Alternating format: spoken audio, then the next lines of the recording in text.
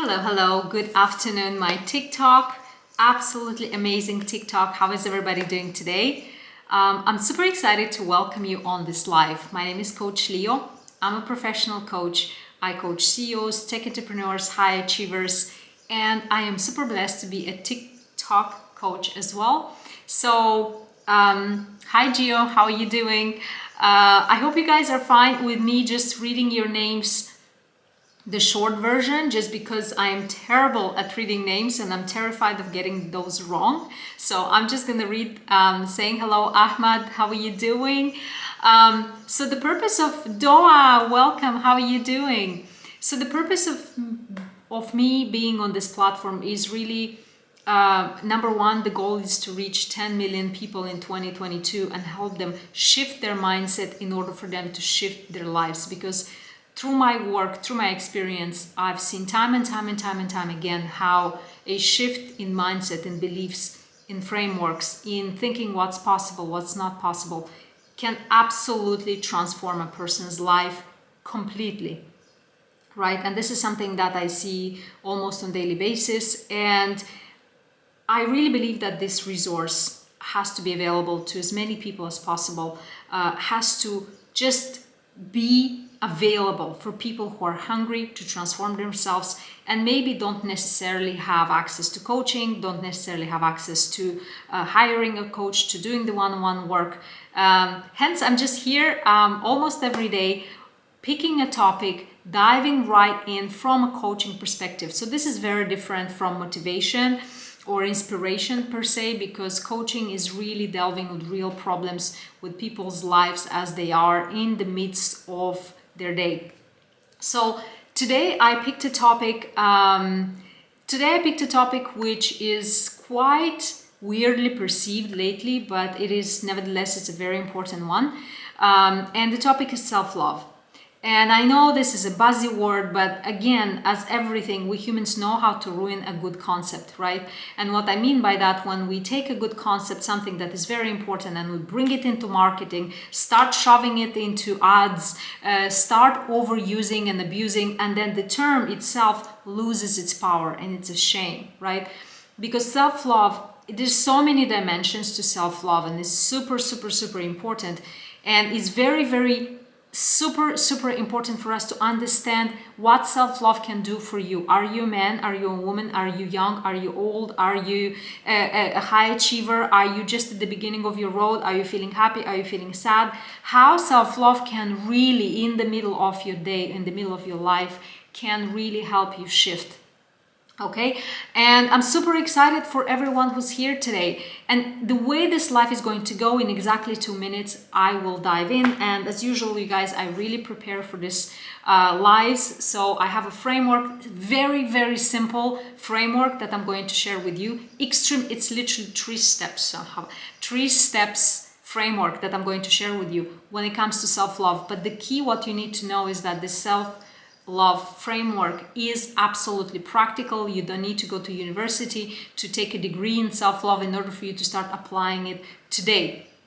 All right, so it's something very simple, some tools that I can teach you. And even if you're a man, even if you're somebody who says, you know what, I love myself enough, I beg you to just have a listen, to see what perspective I'm offering you. And if you don't take the entire framework, at least maybe one or the other steps, 1 step, 2nd step, 3rd step, that you might find valuable, and you might say, wow, this is good, I'm actually going to take only this piece. It's totally fine. So the goal is, I'm sharing with you things, I'm sharing with you frameworks, but what I want you to do, I want you to be self-aware and say, hey, this part works for me, I'm going to take this. And be self-aware, say, you know what, the other part doesn't work for me, so I'm going to leave it out. It's totally fine. Alongside self-love, we're developing self-awareness and really being empowered and saying, Leo, you know what, you're full of it, I don't believe you, I'm not gonna buy it, I'm only taking step 1. That is totally fine. So a few things, we're gonna look at the framework all the while being aware that you're fully in control and in power of saying yes to some things and saying, you know what, doesn't work for me, totally no for the other things. We can't hear much. Can you not hear me, guys? Sound. Okay, sorry. We don't hear you. Okay, the sound is not clear. No worries. All right. How about now? Can you hear me now?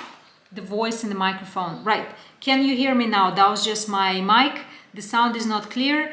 Now it's better. Okay, perfect. Thank you so much. All right, great, amazing. So, few things. Self-love framework. Feel empowered to take whatever works for you, whatever doesn't work for you, set it aside. The goal is for you by the end of 20 minutes, 30 minutes, maximum. I'm not going to take much of your time. The goal is for you to walk away with something, with a tool that you're going to say, right, this is what I'm going to do and this is what I'm going to apply in my life. All right. Okay. So what is self-love, right? So this is, again, is a buzzword, is used everywhere, and it's a shame, because self-love is really a state of peace with yourself. What is self-love, right? Is it a manicure, pedicure, massages, stuff like that? Not really. I beg to differ, because that is self-care, right? So self-care is part of self-love, but is not at all self-love in general. So self-love is really a state of peace with yourself, a feeling where you are looking at yourself objectively. You're able to look at yourself with all your qualities and with all your shortcomings, looking objectively. So not trying to exaggerate how amazing you are, not trying to hide the dark parts of you or the parts of you that you don't like, is really looking honestly at yourself as you are, as objectively as possible, and still choose to be at peace with yourself and still choose to like yourself. Okay, so basically self-love is, imagine your best friend, right?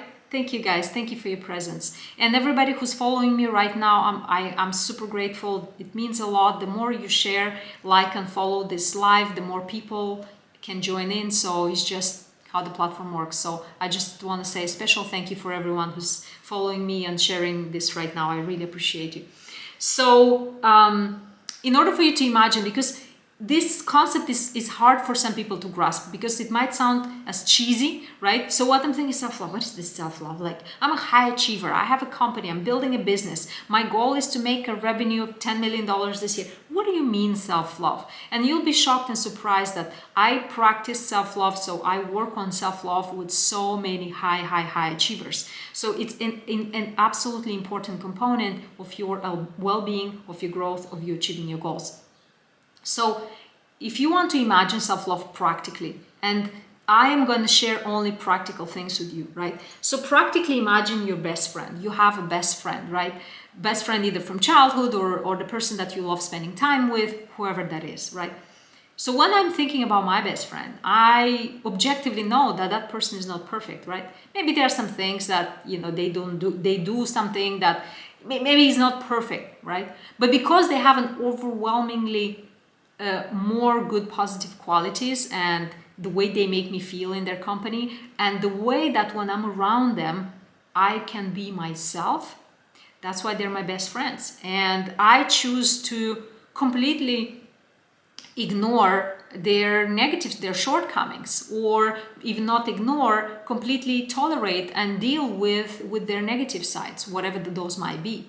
So that's what self-love actually is. Treating yourself as if you treat your best friend, your business partner, your loved one, right?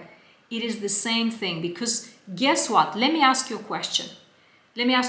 So people say, yeah, Leo, but I already love myself. I'm already treating myself like that. If you think so, let me ask you a question. Would you speak to your best friend the way you talk to yourself in your head? Let me ask you again. Would you speak to your best friend the way you're talking to yourself? No. Wow. I'm looking at the comments right now, and it's a multitude of no. Just one yes. Man W, that's amazing. Yes. No. Okay, great. Absolutely not. Wow. No. Okay. Nah. Yeah. So it is so few yeses, an overwhelming amount of no's, right? No chance, no way, right? Wow, those are very, very powerful no's right there, right? And the question is why? Have you ever stopped and wondered okay, so let's look at the relationship with your best friend. You care for your best friend, you respect your best friend, You make time for your best friend, they make time for you, they care for you, they respect you, they love you. It's a mutual, beautiful relationship. You put time and effort into that relationship, and they put time and effort in that relationship, and as a result, you have maybe 10, 20, a lifelong, beautiful relationship with your best friend. Now, what's happening internally, you with you? All the people who said on this live, you said that no way, I'm not going to talk to my best friend the way I talk to myself, right? What's happening there? And the question is, why and how is that relationship between you and your best friend are completely different things, right? Why is that completely two different things? For the people who said, no way, I'm not going to talk to my best friend the way I talk to myself, right? It's very, very, very interesting. So we start, because it's me, right? So what's wrong with you, right? Because it's me, what do you mean by that? So, and what I mean, I don't mean to imply that something is wrong with you, but what I mean is that why do you have this double standard? That the way you talk to your friend is one way, but the way you talk to yourself is a completely different way. Is that an abusive way that you're talking to yourself? Disrespectful way that you're talking to yourself, right? What is it about you that you say, she's just me? What is there that shifts, right? That dialogue between you and your friend. So this is just a little exercise for you to start becoming aware about what is it that is really going on between you, and a little awareness, right? And it might not be bad. So many people are saying, you know what, I'm good. I'm really kind to myself. I'm talking to myself nicely.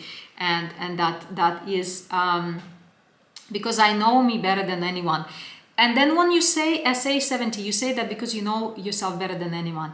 And by knowing better, you mean that you know that you're not good enough? What is the reason? So many of the people here, right? When I'm talking to myself and being honest, KQ says, but if we want to talk to other people with the same honesty, they'll leave, okay? First of all, very, very interesting two perspectives. I'm being honest with myself. And does that mean that you're not fully honest with your best friends? Is that what they want in a friend? Right?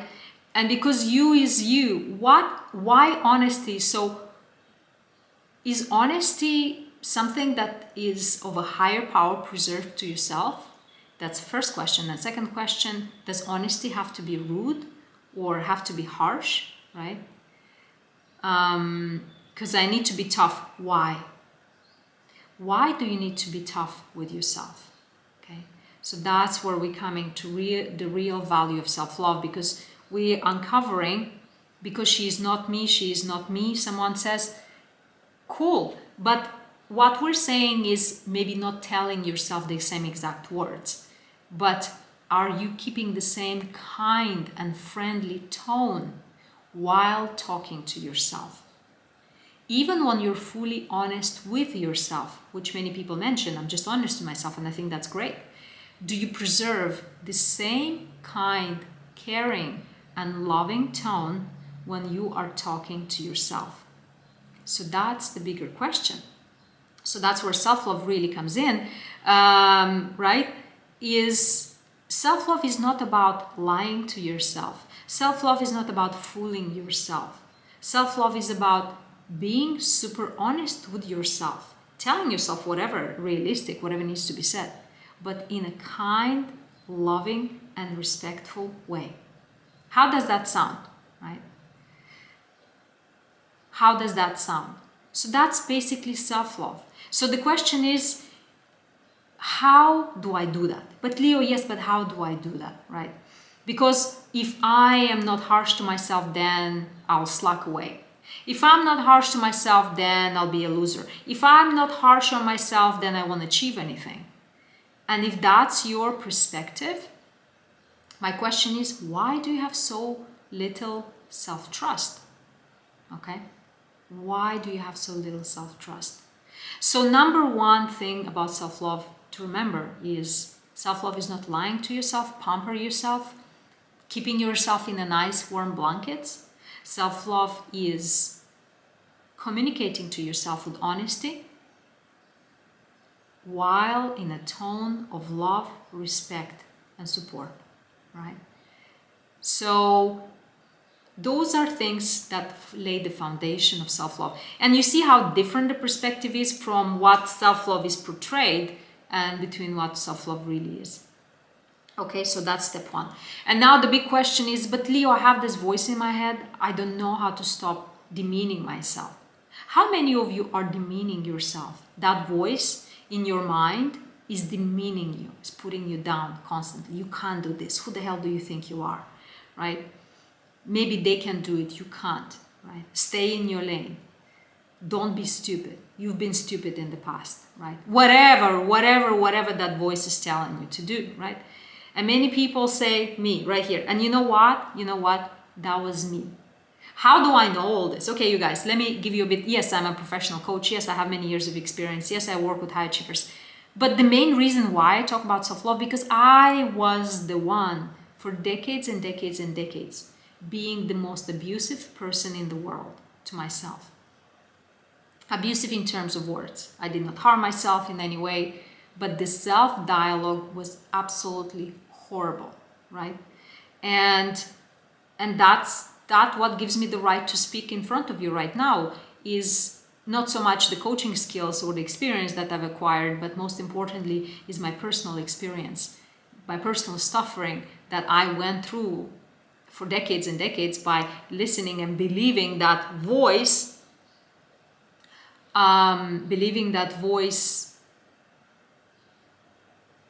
that was really horrible and terrible to me. You know, funny enough, I even wrote a book. So this is a book that I launched in 2019, and it's called Delete: How to Erase Your Negative Thoughts Fast. So the reason I wrote the book is because I really struggle with negative thoughts. And for those who are asking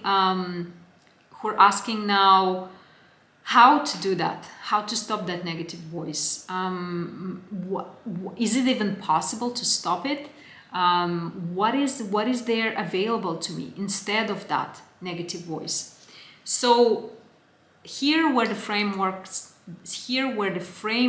comes in, because I mentioned at the beginning of this live that I'll share with you a very simple framework of how to practically start changing that inner narrative from critical, from tough, from really taking on you, to a kind, supportive, fair, honest, open, but loving way.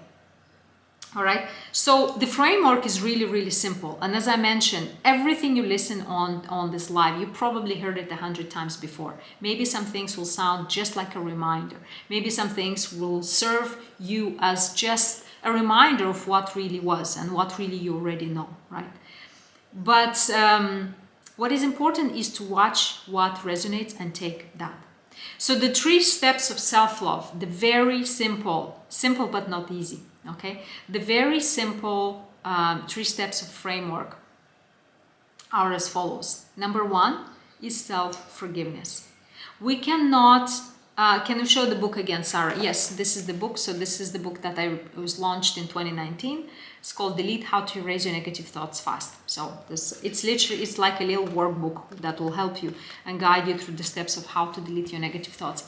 So step number 1 is forgiveness, self-forgiveness, most importantly, because this is not something that, how can I forgive? That's a very, very good question. So this is not something that we do. This is not something that we ever do at all in our lives. We never set time aside to have this conversation with ourselves and review everything that we hold against ourselves, maybe something we did years and years and years back, that we still carry emotionally the load of that today. We still carry it and we still judge ourselves for it. So the process is very, very simple. It can be through journaling. It can be through meditation, practically. It can be through you simply allowing yourself to reminisce all the things that you think you did wrong, did not do. You're upset with yourself that you did not stand up for yourself. You're upset with yourself that you probably took a wrong decision. You're upset with yourself that you did not show up fully and powerfully for yourself There are different situations that you're carrying around every single day and blaming yourself for that which happened years and years and years ago. And the problem with that is that that feeling that you might be carrying as a result of that, probably shame, probably guilt, probably anger, probably resentment towards yourself, or either one or many of them together you're carrying around, and that is poisoning your everyday existence. Those feelings are poisoning your everyday existence. Am I supposed to forgive everyone? Age 89. I'll say one thing about forgiveness. We all think that forgiveness is about other people. I say forgiving yourself and forgiving others is the biggest gift that you can give yourself, right? As they say, carrying hate, carrying resentment, when you are holding on to something, when you don't want to forgive, right? There is a say that holding anger is like, it's the same as drinking poison and wishing the other person to die.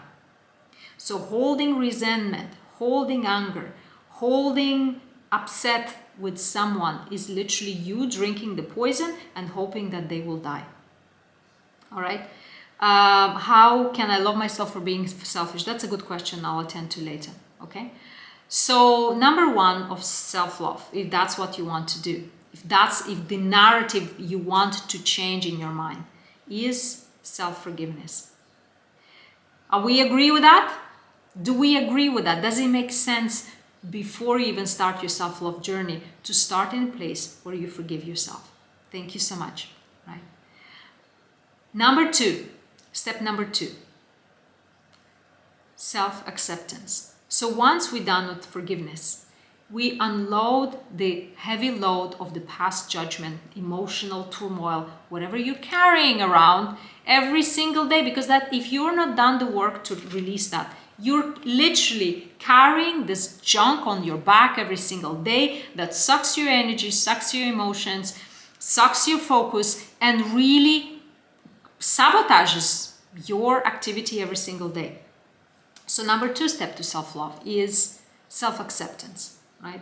And this is a lighter step towards loving yourself before we reach to self-love. Because if I were to tell someone who has spent most of their lives with a negative voice in their head, immediately if I would tell them, go love yourself, they would you would not know what to do.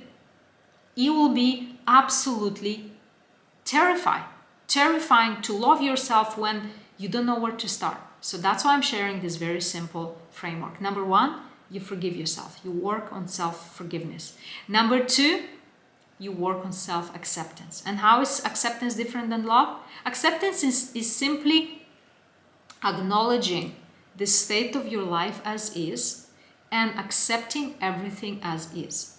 But then you can say, Leah, what do you mean accepting? I want more. I have goals. I want to achieve so many things. If I accept the situation as it is, it means I'm giving up. It means I'm not pursuing anything. And that's the biggest lie that your brain is telling you right now.